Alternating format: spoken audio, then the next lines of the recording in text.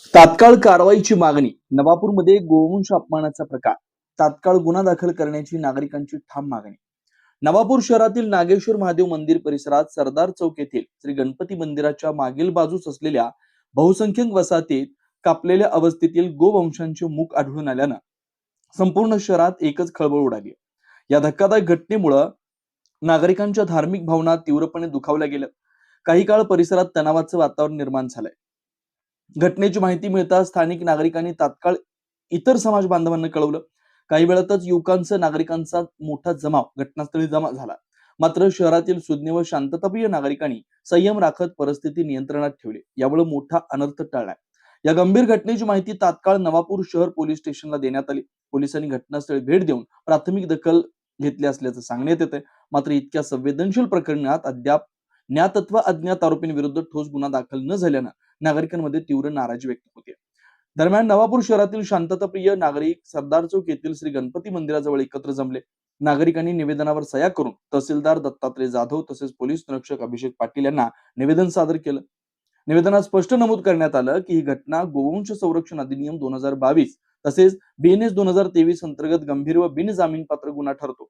शहरातील शांतता अबाधित राहावी, कायदा सुव्यवस्थेचा प्रश्न निर्माण होऊ नये आणि समाजात तेढ निर्माण करणाऱ्या अशा बेकायदेशीर कृत्यांना आळा बसावा यासाठी तात्काळ गुन्हा दाखल करून दोषींवर कठोर कारवाई करावी अशी ठाम मागणी निवेदनातून करण्यात आली.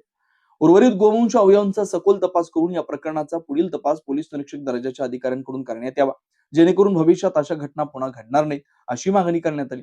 या निवेदनावर रामू गिरासे, संदीप पाटील, राहुल मराठे, शंकर दर्जी, सागर पाटील, राजू गावित, घनश्याम परमार, अनिल वारुडे, राहुल टिभे, जयेश जयस्वाल यांच्यासह नवापूर शहरातील अनेक नागरिकांच्या सह्या आहेत.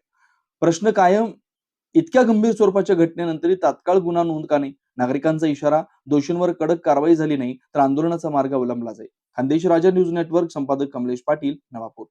नवापूर येथील नागेश्वर मंदिराच्या दाराच्या शेजारी कोणीतरी हरामखोर माणसाने लहान बसड्याचे जे मुंडक जे फेकून गेलेत याचा आम्ही नवापूरकर पूर्ण धिक्कार करतो आणि असे जर केले नाही तर 26 जानेवारीला आम्ही आंदोलन केल्याशिवाय राहणार नाही. आता खूप झालं. तुम्हाला काय वाटलं बहुमते आली त्यामुळे आम्ही मातून जाऊ असं वाटलं का तुम्हाला? हिंदू समाज आता बिलकुल हटणार नाही आणि आता बिलकुल प्रशासनाने जर कारवाई केली नाही तर आम्ही आंदोलन केल्याशिवाय आम्ही राहणार नाही.